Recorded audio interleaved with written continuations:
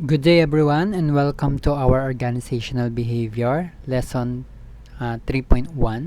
So we have the motivation, theories of motivation, creating and motivating workplace, rewards and job redesign, and designing motivation jobs based on our chapter 3 under attitudes. So in this chapter, you will encounter the definition of the motivation, how do we need motivate people, and there are other ways to motivate people. Do equity and fairness matter on how we rewards and job design motivated employees, and what kinds of mistakes are made in reward system. So we have the different objectives in this chapter. We need to describe the three key elements of motivation, and we have the identify early theories of motivation and evaluate their applicability today. We have the contrast goal setting theory and management by the objectives, and we have to demonstrate how organizational justice is refinement on equity theory and apply the key tenets of the expectancy theory of motivating employees. So we have the motivation. Motivation, the internal and external forces that leads an individual to work towards a goal. It can affect uh, the intensity, direction, and persistence show in working toward a no? Global, ano siya, or pagdating sa mga goal, no? Working goals. So, high intensity is unlikely to positively affect job performance unless the effort of channel is useful direction. So effort requires persistence to measure how long a person can maintain his or her effort. Motivated individuals stay with the task long enough to achieve their goals.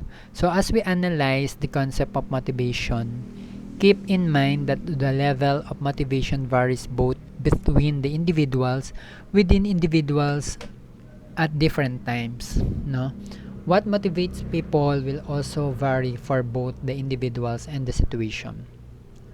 So, in terms of the motivation, ito yung process of initiate or guides or maintain the goal-oriented behaviors. So, it is what causes you act, whether you are getting glass of water to reduce thirst or reading a book to gain knowledge. So, motivation involves a biological emotion, social, cognitive forces that active behavior.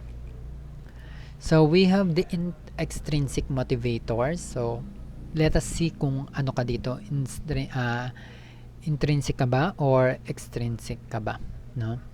So, pagka extrinsic, come from outside the person and include such thing as pay, bonuses, and other tangible rewards.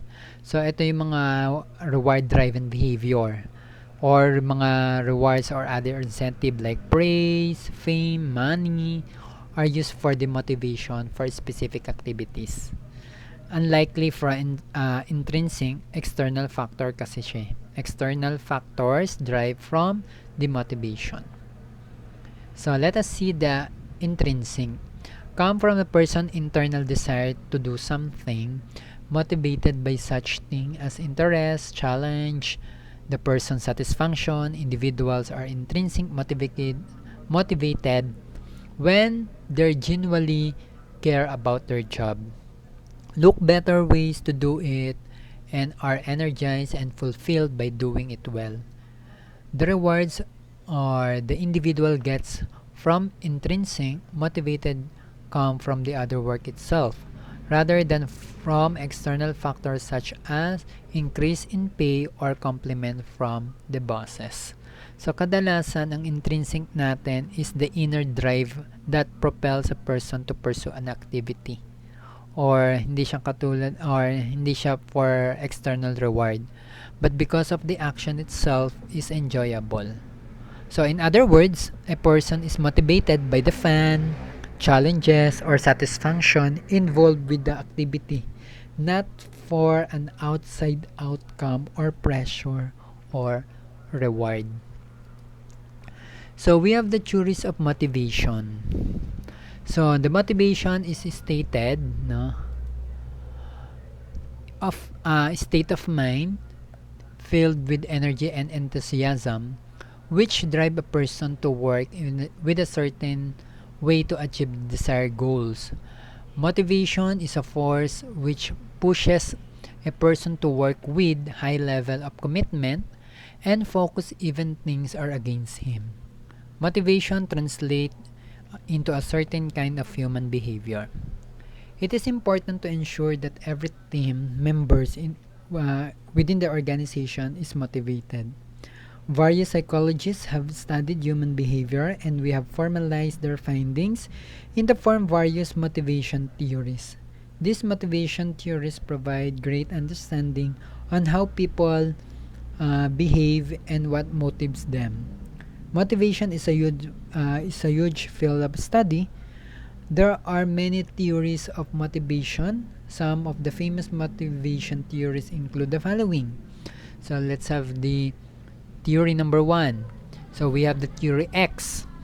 This is the negative, suggests that employees dislike work, will try to avoid and must be controlled or threatened with punishment or to achieve goals. So kadalasan ng theory X is formulated by Douglas MacGregor with the human being based on the participation of the workers.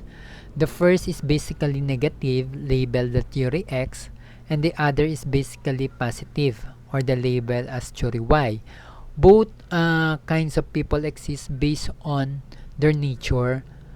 They need to manage it accordingly, no? Kapag kasi theory X is traditional view of the workforce, hold the workers are inherently lazy, self-centered, or yung lacking ambition.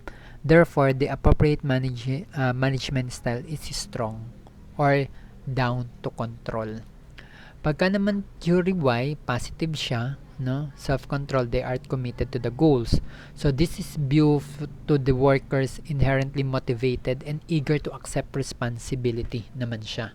Kabaliktaran talaga ng X. An appropriate management style is focused on creating a productive work environment coupled with positive rewards and reinforcement. So we have the needs of theories of motivation. So theories of motivation fall into two categories: need theories and process theories. Need theories describe the types of need that must be met to motivate individuals. Process theories help to understand in the actual way in which we and others can be motivated. So there are variety of needs theories including the Maslow hierarchy of needs, Alderfer's or ERG theory, the McClelland theory or need of Herzberg Motivation-Hygiene theory or the two-factor theory. So let us discuss the different theories. So the Maslow or the hierarchy of needs or by Abraham Maslow. Abraham Maslow is postulated that a person will be motivated when his needs are fulfilled. The needs start from the lowest level, basic needs, and keep moving up. Lower level needs is fulfilled. So for example, the hierarchy of needs, mas mataas yung kanilang physiological compared with the safety. Ang pinakamababa nila is the self-actualization. So, kung titignan natin yung hierarchy niya, yung pagkakasunod-sunod, physiological, safety, social, self-esteem, and self-actualization. Bakit ganyan yung pagkakasunod-sunod ng Maslow? So, according to Abraham Maslow, ang psychological daw is the physical survival or necessities, yung mga kailangan talaga, for example, yung mga food, water, and shelter. Pagka naman safety, protection, yung mga protection from threats, from danger, yung and other uncommon na hindi dapat inaasahan. Pagka naman number 3, pangatlo nila is the social, the needs for association or affiliation, yung friendship and so on. Pagka self-esteem, pang-apat, the need for respect and recognition. Last yung self-actualization. The opportunity for person's development. Yung learning, fun, creative nila, challenging work, or yung self-actualization with a higher level need to which a human being can aspire. Pagka naman Clayton, no? Pag Clayton, Alderfer or the ERG theory, revised need hierarchy that emphasizes the core needs of the existence or related and growth. The existence of group is concerned with the basic materials existence requires or requirements includes the item of Maslow considered physiological and safety needs. So, inadapt lang niya yung kay Maslow. The related growth is concerned with the design for maintaining important interpersonal relationships. Social and status design required interaction with other if they are to be satisfied or they are aligned with the Maslow social needs and external component of Maslow esteem need. Group is concerned with our intrinsic desire to personal development, includes the intrinsic component of Maslow esteem need to the characteristic included under the self-actualization. So, hindi siya katulad nung kay Maslow. Kay Maslow kasi is meron siyang hierarchy na dapat sundin. Ano yung pinakamahalaga? Ano yung sunod yung pinakamahalaga? Ano yung pinaka-bottom? If we're going to rate from 1 to 5 and 5 will be the highest, kay Maslow kasi ginagamit niya yung pinaka unang-una yung physiological needs, yun ang pinakauna niya compare kay Alderfer. Dalawang theory of or dalawang characteristic yung in-imply niya kay Maslow. So we have the McClelland theory of needs or yung tinatawag natin si David McClelland. McClelland affirms that we all have three motivating drivers and it does not depend on the other gender or age. One of these drivers will dominant in our behavior. The dominant drives depends on our life's experiences. So number 1, achievement, number 2 affiliation, and number 3 is power. So paano yung tinatawag nating achievement? Needs to accomplish or demonstrate own competencies or competence with people with a higher need of achievement. So they are also a quick acknowledgement of their progress.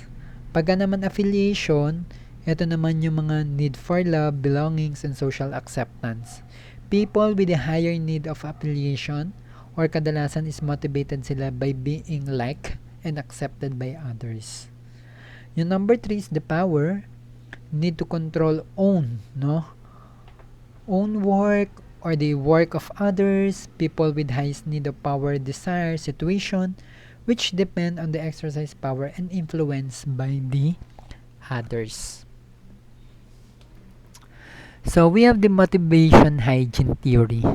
So ni Frederick Herzberg. So in this summarization, we are focusing on if you are satisfied or not satisfied. Kadalasan opposite, no satisfaction, dissatisfaction, something like that. So these are the what do people want to the jobs or answer the question na yan. At the same time, determine might lead the person's success or failure to work. So in this situation, the hygiene factors are needed to make sure that employees is not dissatisfied. Motivation factors are needed to ensuring people satisfaction and employees motivation for higher performance. So mere presence of hygiene factors that not guaranteed motivation. The presence of motivation factor in the absence of hygiene factor also does not work.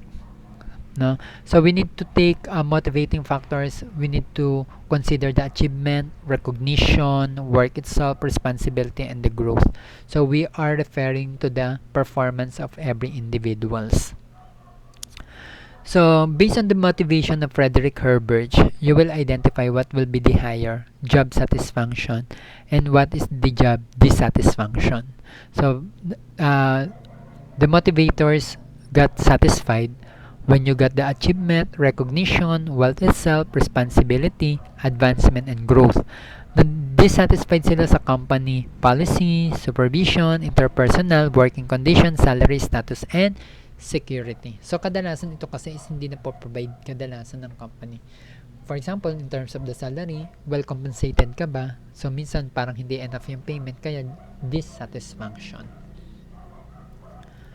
So, we have the relationship of different theories. If you will notice the four theories ni Maslow, Alderfer, Herzberg, and McClelland, no?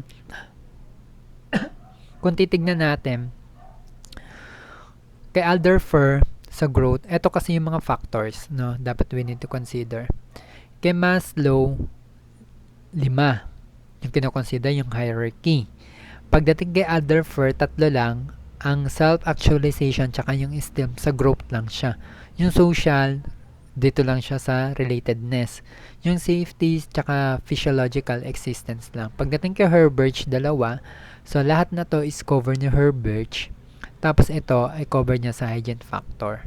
Pagdating kay McClelland, ang motivators niya, ito lang, yung 2. Tapos need for affiliation.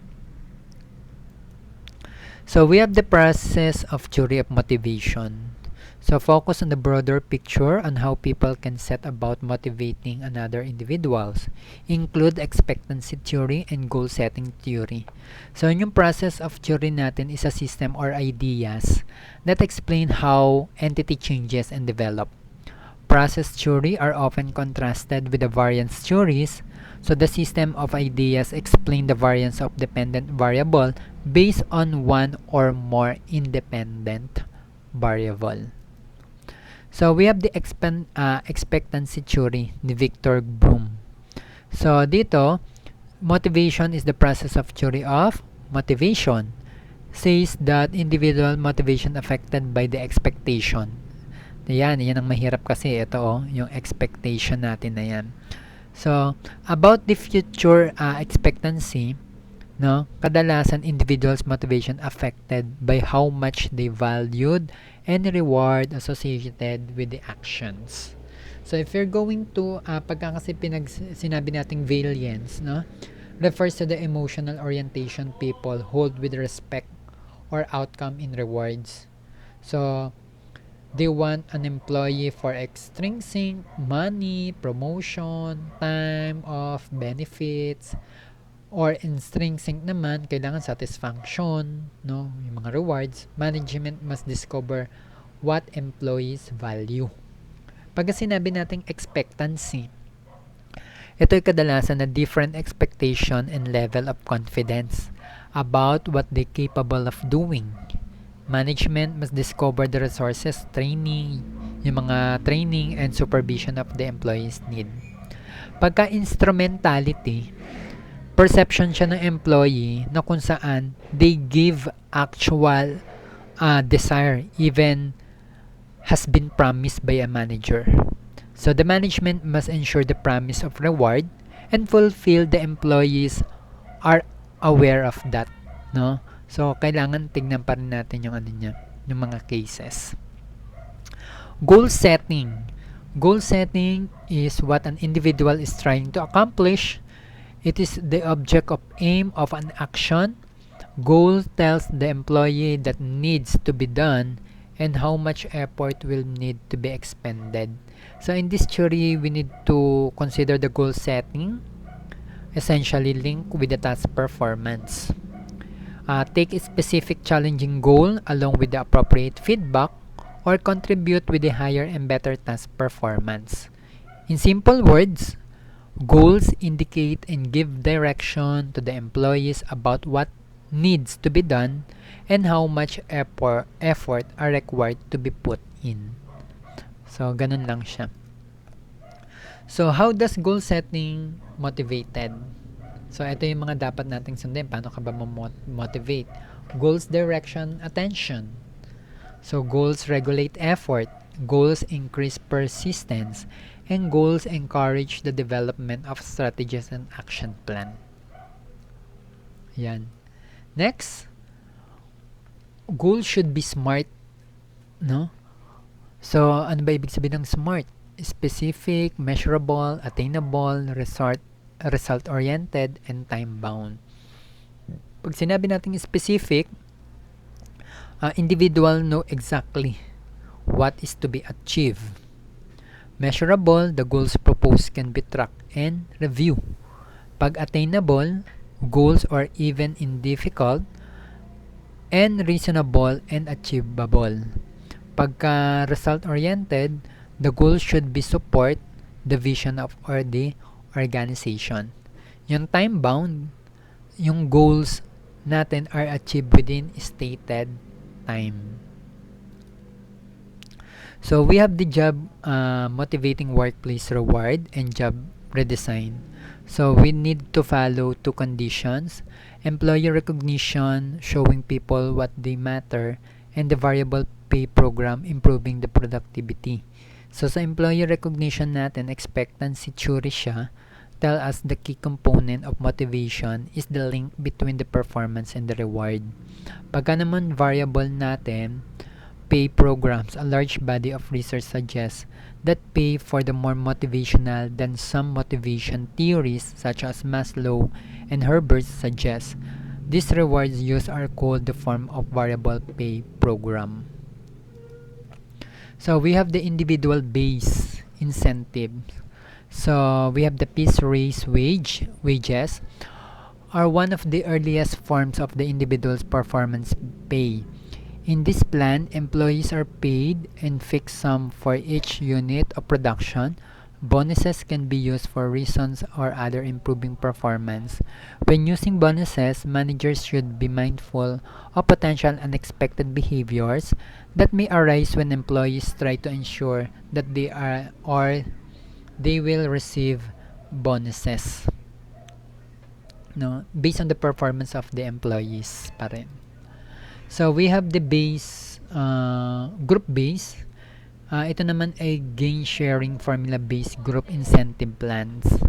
So dito is more on the activity of the group, or we need to determine the total amount of money allocated, or the productivity saving of 44 divided between the company of the employees with any number of ways. For example, 50-50, or sabihin natin na 10 groups sila, yung rewards ay 10 members within the group.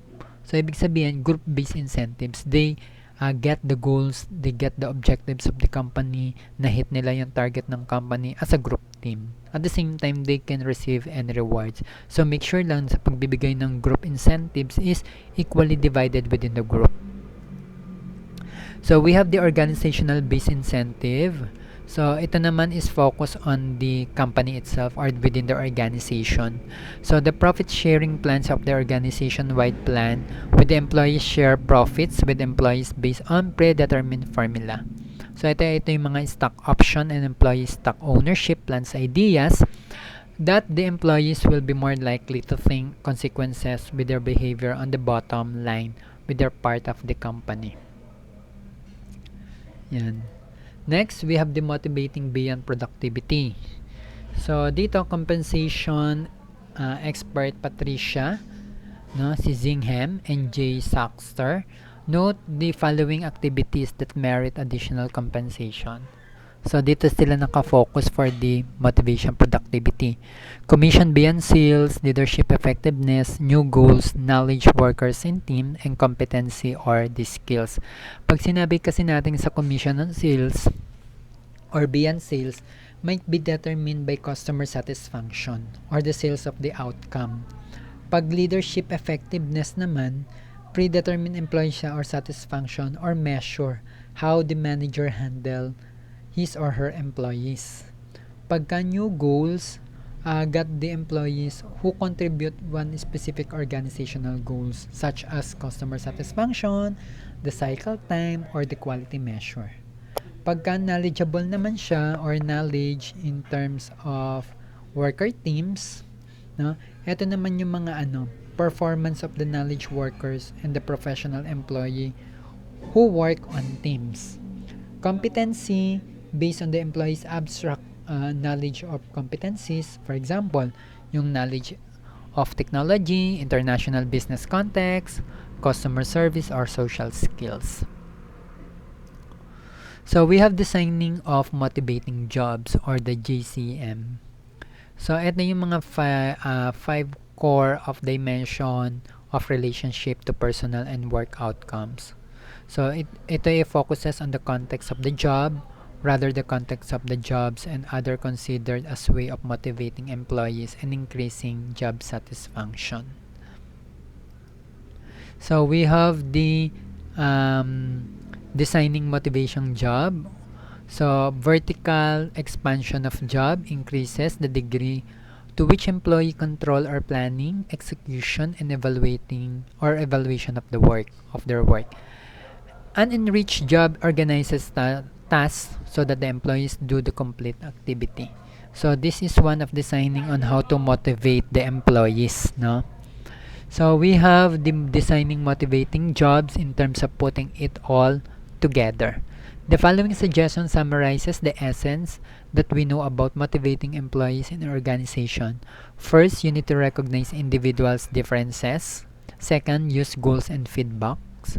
Number 3 is allow employees to participate in decisions that affect them. Number 4, when giving rewards, be sure that they are related to the performance desired. Number 5, check the system for equity. So this is these are the 5 designing of motivating in terms of job. So once para maka-encounter or ma-encounter mo within the company is all the employees are being motivated as a motivator. So that's the end of our lesson 2.1 for the organizational behavior. So thank you and have a nice day.